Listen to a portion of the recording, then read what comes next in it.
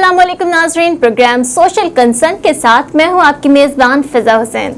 नाज़रीन, ख़वातीन बज़ाहिर बहुत ही हंसती मुस्कुराती हुई नज़र आती हैं, लेकिन अक्सर इस मुस्कुराते चेहरे के पीछे बहुत ही गहरी कहानियां छुपी हुई होती हैं जो कि उनके जज्बात को, उनकी मेंटली हेल्थ को बहुत तबाह करती है। वो अंदर ही अंदर बेचैन होती हैं, अंदर से टूटती हुई महसूस होती हैं, लेकिन वो किसी को कह नहीं पाती। तो आज हम इसी टॉपिक पर बात करेंगे। हमारे पास साइकोथेरेपिस्ट नादिया फ़हीम मौजूद है। इनसे बात करेंगे कि जो जज्बाती इमोशनल डिस्टर्बेंस है ये कैसे होता है, वजूहात क्या है, इसके असरात क्या हैं, और इसका हल भी इनसे जानेंगे। अस्सलाम वालेकुम। वालेकुम अस्सलाम। कैसी हैं आप? मैं ठीक हूँ, आप बताएं। अच्छा, सबसे पहले तो ये बताएं कि इमोशनल जो डिस्टर्बेंस है ये होता कैसे है? इमोशनल डिस्टर्बेंस ये होता है जिसमें आप अपने मूड को रेगुलेट नहीं कर पाते। डिस्टर्बेंस होती है इमोशनली, यानी कि अगर मुझे गुस्सा आया है तो बहुत शदीद गुस्सा आएगा। अगर मैं खुश हूँ तो मैं इतना एक्स्ट्राऑर्डिनरी खुश होंगी कि जो मेरे इर्द गिर्द के लोग हैं वो मेरे मूड समझ नहीं पाएंगे कि अच्छा अभी तो ये बहुत खुश थी और अभी इनका मूड बहुत ज़्यादा ख़राब है। इसके अलावा जी, यानी बगैर किसी वजह के भी होगा या कोई वजह होगी तभी हम एक्सट्रीम अपने इमोशंस को बता पाएंगे? अच्छा, इसमें थोड़ा सा ये होता है जिसको हम साइकोलॉजी में वर्ड यूज़ करते हैं ट्रिगर का, ठीक है। और ट्रिगर जो होता है वो हमारा पास्ट इवेंट से कोई रिलेटेड चीज़ होती है। फॉर एग्जांपल, अगर मैं और आप बातचीत कर रहे हैं और आपने मुझे कुछ ऐसा वर्ड बोल दिया जो कि मेरे माइंड में कहीं पास्ट से रिलेटेड है, जुड़ा हुआ है। आपने मुझे कह दिया आप मोटी लग रही हैं, ठीक है, और मैं बचपन से सुनती आ रही हूँ कि मैं मोटी हूँ, ठीक है।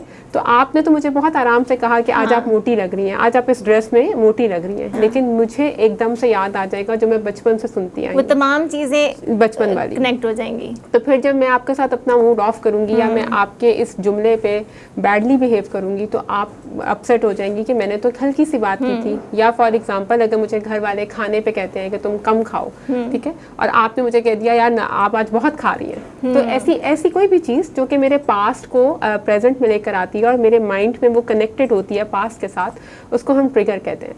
तो इमोशनल डिस्टर्बेंस, जैसे अक्सर मैं सुनती हूँ कि लोग कहते हैं मूड स्विंग्स बहुत ज़्यादा होते हैं, ठीक है, लेकिन वो किसी ना किसी वजह से होते हैं। ऐसा नहीं होता कि खुद ब खुद ही हो जाए। लेकिन जब क्लाइंट भी मेरे पास आते हैं तो वो ये कहते हैं कि हमें समझ नहीं आती, हमें आजकल बहुत गुस्सा आता है।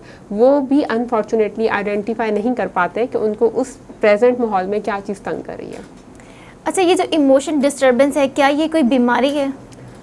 बीमारी देखिए, मैं जिस तरह, क्योंकि मैं काम कर रही हूँ इस फील्ड में काफ़ी अरसे से, बीमारी मैं उस चीज़ को कहती हूँ जो आपकी प्रोफेशनल, पर्सनल और सोशल लाइफ को अफेक्ट करना शुरू कर दे। मिसाल के तौर पे मैं यहाँ काम कर रही हूँ आपके पास, मैं यहाँ रोज़ आ रही हूँ, लेकिन मैं इमोशनली डिस्टर्ब हूँ, मगर मेरा परफॉर्मेंस और वर्क परफॉर्मेंस जो है या सोशल परफॉर्मेंस आप लोगों के साथ मेल मिलाप है वो इफेक्ट नहीं हो रहा, तो कहीं ना कहीं मैं उसको डील कर रही हूँ। लेकिन अगर मैं यहाँ आके ही गुस्सा करना शुरू कर दूँ, काम भी ठीक ना करूँ, तो उसको फिर हम पैथोलॉजी कहते हैं। तो अगर इमोशनल डिस्टर्बेंस किसी वजह से इतनी बढ़ जाती है कि मेरी डेली लाइफ की एक्टिविटी इम्पैक्ट होना शुरू हो जाती है, फिर आप उसे कह सकते हैं कि पैथोलॉजी डेवलप हो रही है, डिसफंक्शन या मेल फंक्शनिंग डेवलप हो रही है। लेकिन बीमारी में इसको क्योंकि नॉर्मली लोग मतलब जो अपने इमोशंस को समझ नहीं पाते तो दूसरे लोग भी नहीं समझ पाते और वो कहते हैं कि ये तो पागल है, तो ये पागल का वर्ड फौरन ही कनेक्ट हो जाते। तो इसीलिए मैंने पूछा कि क्या ये बीमारी है?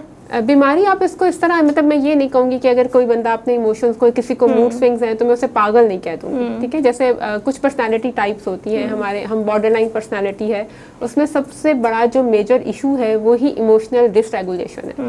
इमोशनल डिसरेगुलेशन का मतलब ये है कि मुझे अपने इमोशंस पे कंट्रोल नहीं है, आप रेगुलेट नहीं कर पा रहे, गाड़ी चला रहे हैं, आपको ये पता नहीं लग रहा कि आपने कितनी स्पीड में चलानी है और कहाँ ब्रेक लगानी है, ठीक है। तो अगर आप ओवर स्पीडिंग करेंगे, तो अगर ओवर स्पीडिंग में आपको फाइन होता है, तो इसी तरह अगर आप इमोशनली रेगुलेट नहीं कर पा रहे और एक्सेलरेटर पे आपका पाँव ज़्यादा रखा हुआ है तो वो आपकी डेली लाइफ में प्रॉब्लम डालेगा। अच्छा, क्या हमारे माशरती और हमारे जो सकाफती जो प्रेशर होता है वो इस पर असरअंदाज होता है, हमारे मूड्स पर? बिल्कुल असरअंदाज होता है। Cultural issues, cultural diversity. देखिए, मिसाल के तौर पे अभी अगर मैं इसको जनरेशन वाइज देखूं कि जो हमारी पुरानी जनरेशन थी उसमें जो स्टैंडर्ड्स थे वो थोड़े डिफरेंट थे और अभी डिफरेंट है। एक लड़की को हमेशा सब्र करना चाहिए, एक लड़की को, मतलब बहुत सारी चीज़ें ना, जैसे सोशल सेटअप में हम बच्चियों को अक्सर प्रेशराइज करते हैं, तुम ये कर सकती हो, भाई कर सकता है, तुम नहीं कर सकती, तुम ये नहीं करो क्योंकि तुम लड़की हो, ठीक है। तो उसकी वजह से बहुत सारी लड़कियों को कहा जाता है कि लड़कियां तो पैदा ही सब्र करने के लिए हुई हैं, ठीक है। तो इसकी वजह से बहुत सारे ऐसे सोशल और कल्चरल प्रेशर्स हैं। जैसे मैं चूंकि कपल्स के साथ भी काम करती हूँ, तो मुझे अब आहिस्ता आहिस्ता ये भी समझ आना शुरू हुआ है कि जब हम एक फैमिली सेटअप से दूसरे फैमिली सेटअप में जाते हैं शादी करके, तो एक तो मैरिज वैसे ही एक बड़ा मतलब कमिटमेंट वाला और एक हार्ड वर्क वाला टास्क है। दूसरा, जब हमारे कल्चरल डिफरेंसेस भी होते हैं तो वो मैरिज को थोड़ा सा और कॉम्प्लिकेट कर देते हैं, ठीक है। तो इसी तरह सोशल एक्सपेक्टेशन, मेरी जो एक लड़की से या किसी भी औरत से एक सोशल एक्सपेक्टेशन है, जैसे जब कोई खातून मदर बनती है तो हम एकदम से उससे एक मदरली सेक्रीफाइस हम एक्सपेक्ट कर लेते हैं कि वो हर टाइम सेक्रीफाइस करेगी, तो she has no life for her own self. और अगर आप एक खातून को इंजॉय करते देखें तो आप कहेंगे कि अच्छा ये तो बच्चे घर छोड़ के यहाँ पे इंजॉय कर रही है। तो इस तरह ये सोशल प्रेशर या कल्चरल प्रेशर्स जो है ये भी ख़वातीन की इमोशनल हेल्थ को बहुत अफेक्ट करते हैं। अच्छा, जो लोग इस चीज़ में मुब्तला हो जाते हैं, क्या वो अपने फीलिंग्स, अपने इमोशंस को सही से खुलकर डिस्क्राइब कर पाते हैं? डिपेंडिंग ऑन द फैक्ट कि वो कैसे एनवायरनमेंट में रह रहे हैं। सही। जैसे हमारे बहुत सारी सोसाइटी में मतलब जो हमारे फैमिली सेटअप्स हैं वहाँ पे इमोशंस की तो बात ही नहीं होती। वहाँ पे खुशी या गमी नहीं, मतलब वहाँ पे कंप्रोमाइज़ इतने ज़्यादा हैं। अगर खातून अपना मसला, अपने इमोशंस किसी को नहीं बता पाती तो वो अपने अंदर रख के डेफिनेटली वो उनकी फिजिकल और मेंटल और डिप्रेशन का शिकार होकर, ऐसी खवातीन जो इस चीज़ में मुब्तला हो गई है, मतलब जो अपने इमोशंस को बहुत ही ज़्यादा डिस्टर्ब हो जाती हैं, वो अपने इमोशंस को डिस्क्राइब भी खुलकर कर पाती हैं या नहीं? डिपेंडिंग ऑन द फैक्ट कि वो किस एनवायरनमेंट में रह रही हैं। अगर तो उनकी फैमिली या उनके पार्टनर्स या घर वाले थोड़े से सपोर्टिव हैं तो वो एक्सप्रेस कर पाती हैं, लेकिन मोस्टली ऐसा नहीं होता, ठीक है। सबसे पहली बात तो ये है कि हम इमोशनल डिस्टर्बेंस को, जैसे हम बात करें आज इस पे कुछ अर्सा पहले तो बात ही नहीं होती थी, हम इसको अंडरस्टैंड ही नहीं कर पाते, आइडेंटिफाई नहीं कर पाते जी कि ये कोई प्रॉब्लम है भी। दूसरा ये है कि अगर लेकिन वैसे ख़वातीन जनरली मर्दों से ज़्यादा एक्सप्रेसिव होती हैं, उनकी फ्रेंड्स ज़्यादा होती हैं, वो अपनी वल्नरेबिलिटीज़, अपने प्रॉब्लम ज़्यादा ओपनली डिस्कस कर सकती हैं।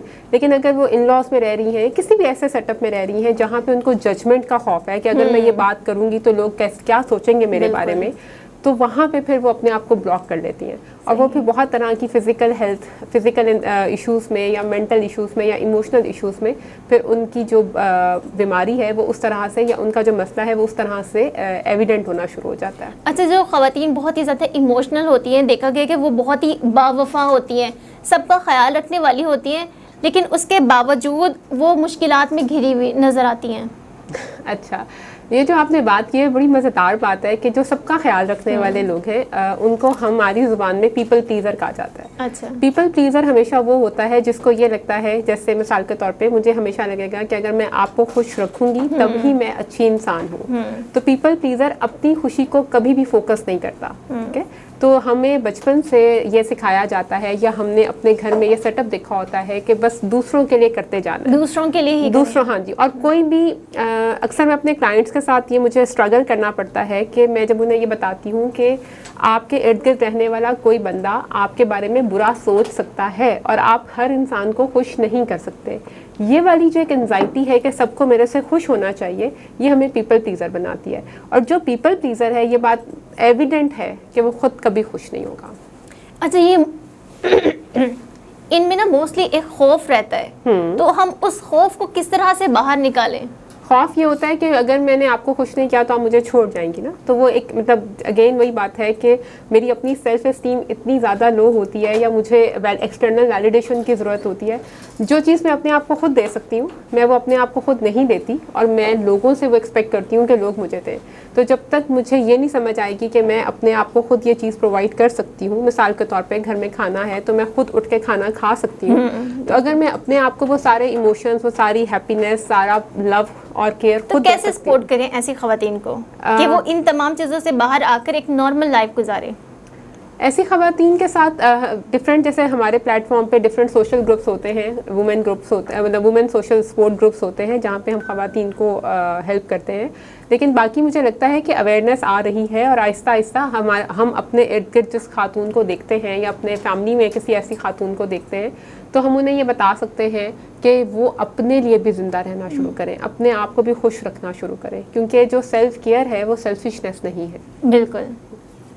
लास्ट बात आपने बहुत अच्छी कही, आपका बहुत बहुत शुक्रिया। आपने हमारे नाज़रीन को बहुत अच्छी इन्फॉर्मेशन दी जो कि बहुत ही ज़्यादा ज़रूरी है समझना। बहुत बहुत शुक्रिया, आपने हमारे नाज़रीन को बहुत ही अच्छी इन्फॉर्मेशन दी। इमोशनल डिस्टर्बेंस एक बहुत ही पेचीदा मसला है जो ना सिर्फ आपकी अपनी ज़ात के लिए बल्कि आपके ख़ानदान और पूरे माशरे के लिए तबाहकुन साबित होता है। तो बहुत ही ज़्यादा ज़रूरी है कि ऐसे अफराद की फ़ौरी हेल्प की जाए, क्योंकि ये एड्स से भी ज़्यादा ख़तरनाक हो जाता है और उस इंसान की ज़िंदगी टोटली तबाह हो जाती है। तो आज तक हमारा टॉपिक था यहीं तक। अपनी होस्ट फ़िज़ा हुसैन को इजाज़त दीजिए। अल्लाह हाफ़िज़।